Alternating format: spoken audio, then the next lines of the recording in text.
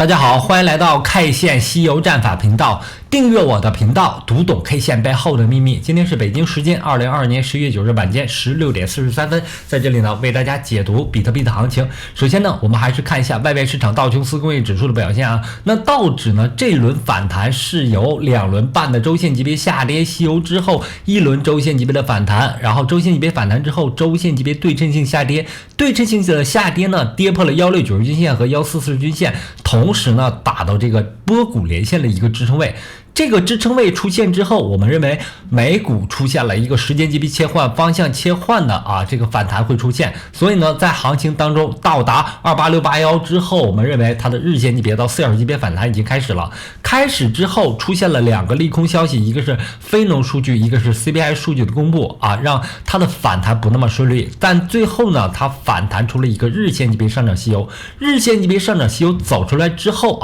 站上了日线级别的1440均线和1690均线，同时出现了一个诱多的 K 线，诱多 K 线走出来之后，出现了一个利空消息加息75个基点之后，行情出现下杀下杀跌破了1690均线之后，行情再次出现反弹，因为美国有一个加息减缓的预期。在这个减缓预期下，美股再次反弹，再次反弹之后这一轮行情是一轮日线级别反弹多出了一些，加一个4小时级别的反弹。那反弹完成之后，我们看到昨天的行情出现了一个冲高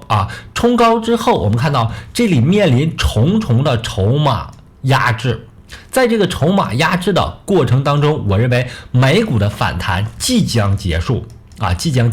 同时呢，比特币在昨天发生了一个背离，这个背离呢非常明显，在美股拉升的过程当中，比特币快速下跌，血洗币圈。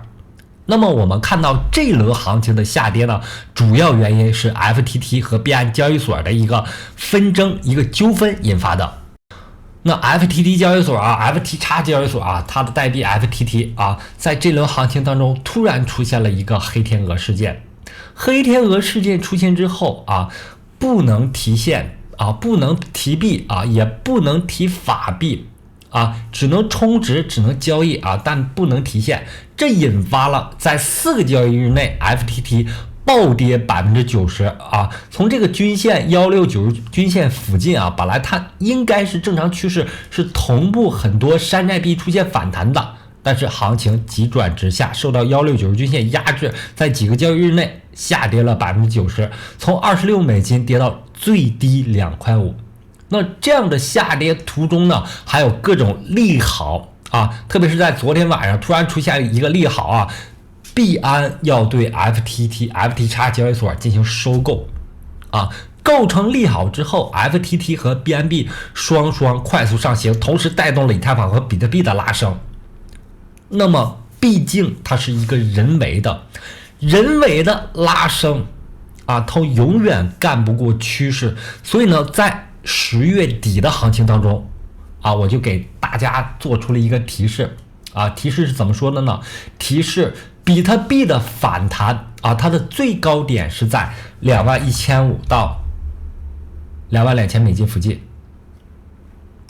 那么行情最终到达的高点呢，我们看到21470和我的一个预期相差30美金，不足1/1000。所以呢，我们 K 线西游战法对这轮行情的判断非常精准。那么这轮行情呢，我们看到它是一个第3次反弹过程，前面有第2次的反弹过程，第1次的反弹过程。那么第1次的反弹呢，是由比特币从3万点跌到17605之后它的一轮反弹，第1次反弹43%，第2轮反弹的23%。那么本轮行情走到这里，已经形成了第3次波谷，它的这轮反弹的幅度最大是18%，18% 反弹之后已经非常接近我们的一个压力线我在最近的几堂课中反复提及这2个压力线是怎么构成的。第一个压力线呢是1690均线的一个压制，第2重压力呢是由5月份波峰连线连过来之后形成的压力。所以呢，我们给出一个目标位21500到22000美金。行情走到这里之后结构已经到达压力位，同时伴随外围市场黑天鹅事件FTX 交易所暴雷啊，无法提现，无法提币，法币也不可以交易，不可以提，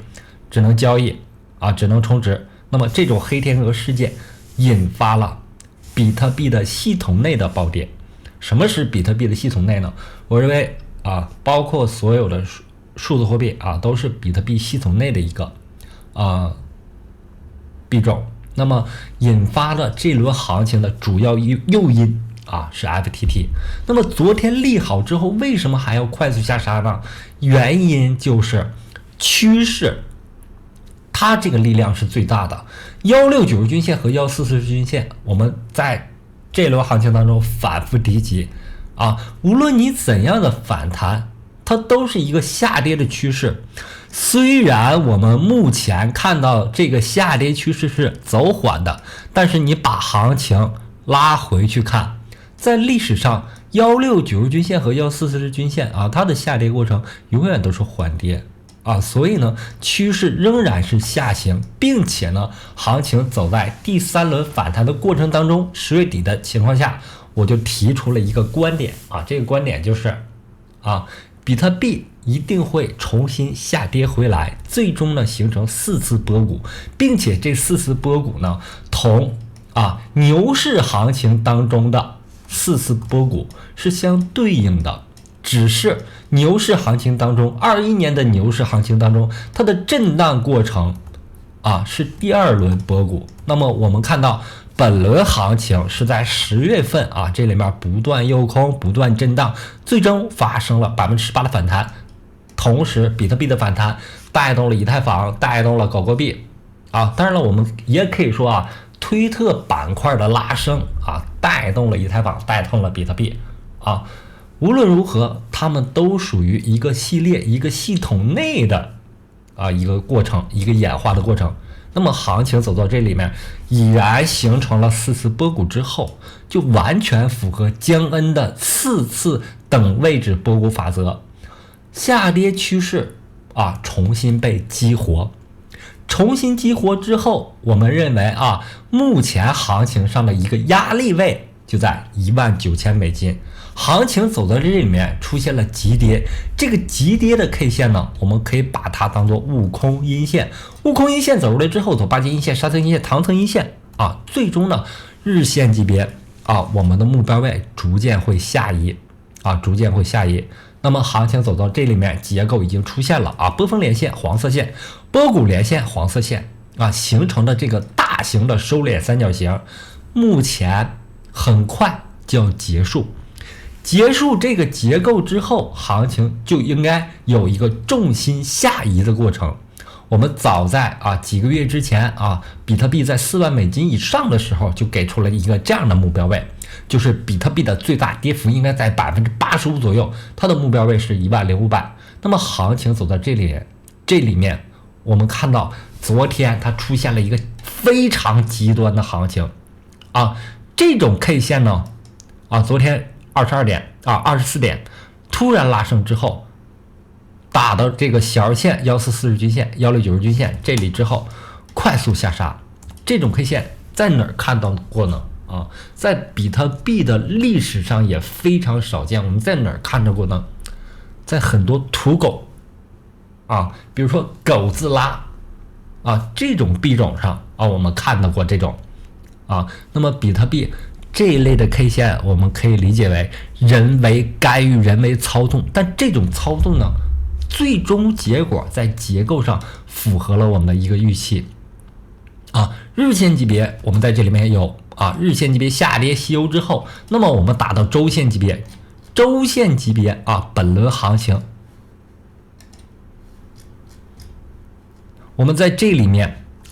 这里面的震荡都不算了，那本周的下跌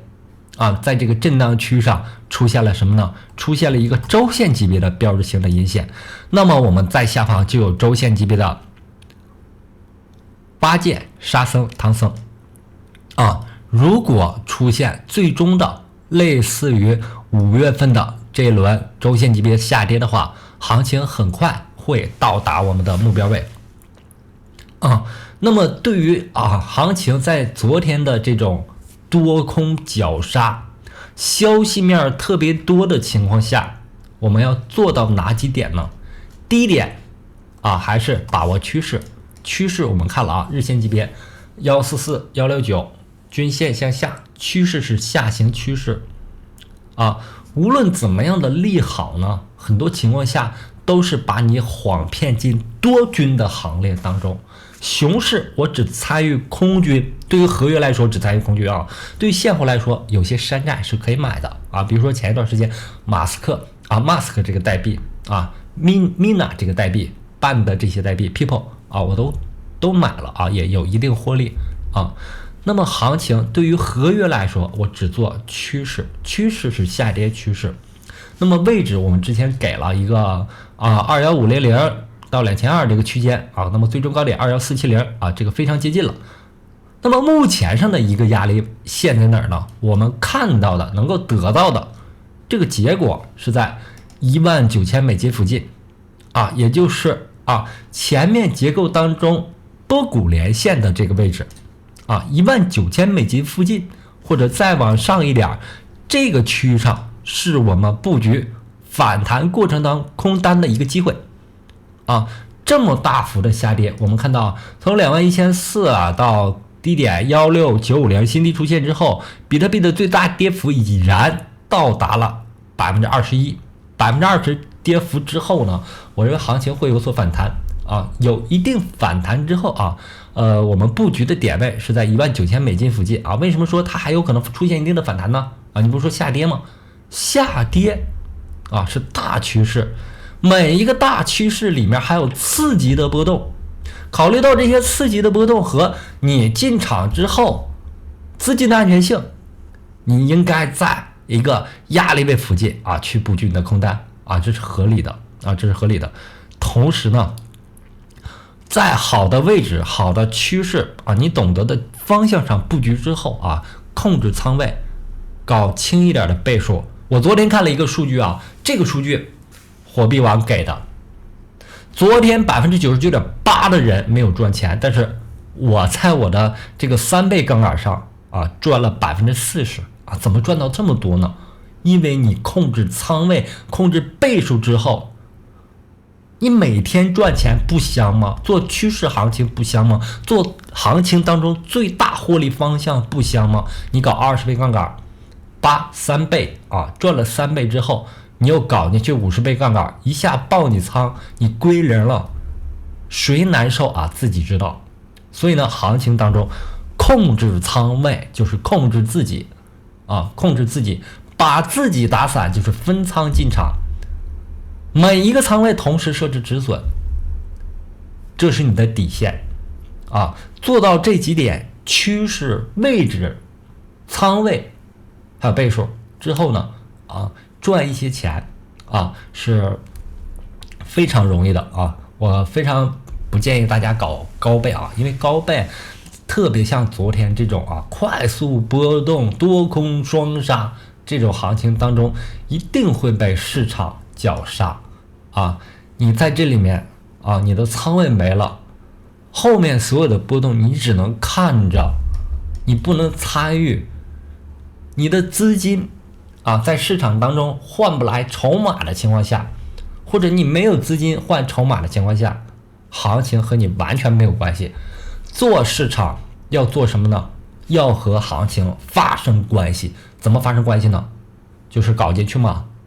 有观察仓，有分布式的仓位有你合理的完美的精准的控制当然了，很多情况下人不是神，你不可能行情当中每一个波动你都能抓得住所以呢，行情是流水一样波动有涨潮有退潮，并且这个时间点我们不好把握的情况下控制自己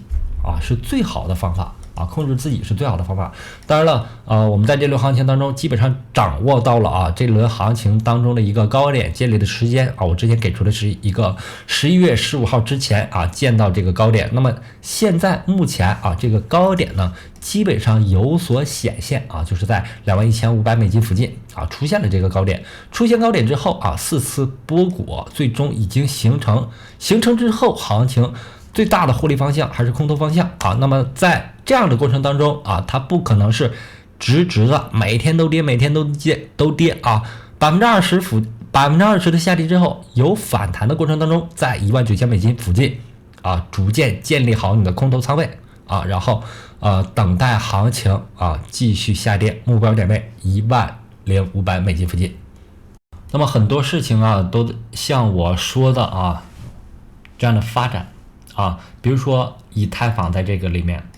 以太坊啊我们给出了一个波谷连线，通过焦点位之后的一个压力位在 0.08 啊 0.08 这个位置出现之后，我们给出了到达压力位，接近压力位之后，它容易出现一个下跌结构啊。日线级别以太坊对比特币出现下跌之后，以太坊本身的价格就会出现急跌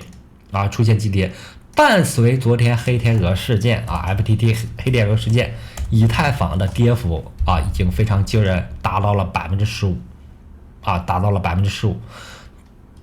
下跌之后，我们看到了 15% 的下跌之后，我们看到了以太坊上方我们给出的压力位啊已经凸显出来，这个压力位呢是白色线，以太坊最高点4877白色线连过来之后啊，波谷连线连过来之后，在1700美金形成压力无法突破之后，以太坊快速回落过程当中跌破169，跌破1544，跌破这个5月份波峰连线形成了一个支撑，跌破之后我们看到悟空阴线走出来了，8件阴线已经走出来了，那么日线级别下跌型目标位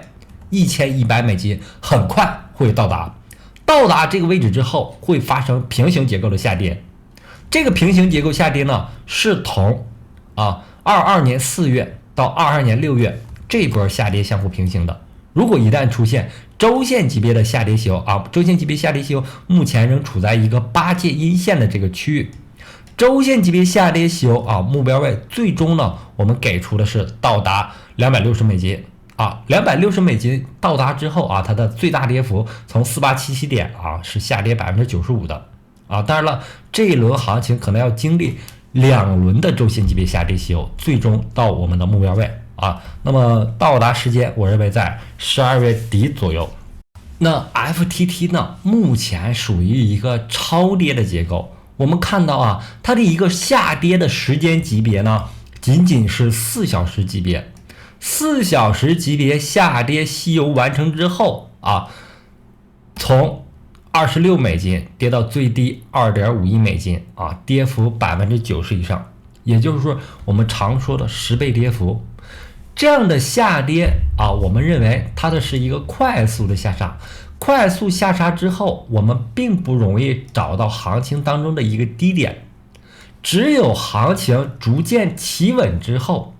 我们才能找到结构上可以超反弹的一个位置。什么样的时间级别是企稳呢？我认为起码是在小时线级别上能够形成一个好的收敛结构，稳定之后在近焦点的这个位置上可能发生变盘反弹，它的反弹会有，我不认为 FTX 这么大的交易所在黑天鹅出现之后会立刻死掉已经跌了 90% 了在行情正常波动的情况下它有机会出现反弹那么这里的反弹是怎么样做呢我们一定要了解结构的力量盐是从哪儿来的，糖是从哪儿咸的，对吧？行情它的结构呢，前面行情当中波峰连线和这个波谷连线会对行情起到一定的支撑作用，在跌破之后它的另一种结构，也就是这个下跌结构发生了下跌结构的一个位置是我们可以判断为有压力位或有支撑位的。那么我们通过画线呢没有找到这样的位置，没有找到之前不强求那一定要做进场之后甚至止损的打算。那么我们看到了行情它形成了一个波峰连线，目前已经可以画出来了，波谷连线也可以画出来了。在这样的结构当中，接近焦点的这个位置上是变盘的一个位置，那么就要有仓位一。仓位一进场之后，如果发生上涨的话，开始减仓，开始逐层的减仓。那如果没有发生上涨，跌到下方的这个位置上，接近2.5美金的这个区域上，要有仓位二。仓位二进场之后，行情有可能绕行过来。那么仓位二在这个右侧的这个位置啊，也就是通过焦点之后延长线的这个位置上进行减仓，然后上方呢逐渐减掉这个位置上的仓位一啊。同时每一个仓位啊都要设置一定的止损，特别是啊仓位二的这个位置上啊要设置一个更好的止损，避免因为行情继续下跌出现啊像 Luna 啊这种归零币的啊一种现象啊。当然了，归零币之后啊我们还可以做什么呢？对于现货来说，我们可以做它的浪子回头啊。之前我们说了啊 ，Luna C 啊是 Luna 的一个浪子回头币种啊。那么还有好多币种，它有这种浪子回头的一个概念啊。比如说我们前2天说的 Gala 啊 ，GALA 啊，它的浪子回头币呢叫 Pigala 啊，暴跌之后啊出现了一个10倍的涨幅啊。要关注这些浪子回头币，浪子回头币它的涨幅一般来说都是10倍起啊，10倍起。所以呢，对于归零的 FTT， 即将归零的 FTT， 我们也要积极的去做啊。这些币种呢，蕴含在现货这里面啊暴富的机会。那么好，今天的节目就到这里。对我 K 线稀有战法感兴趣的朋友们，可以在淘宝网、当当网上购买我的这本同名书籍。同时，非常感谢大家一直以来的支持和关注，希望大家能够订阅我的频道，加入我的 Telegram 群或者 VIP 群。感谢大家，再见。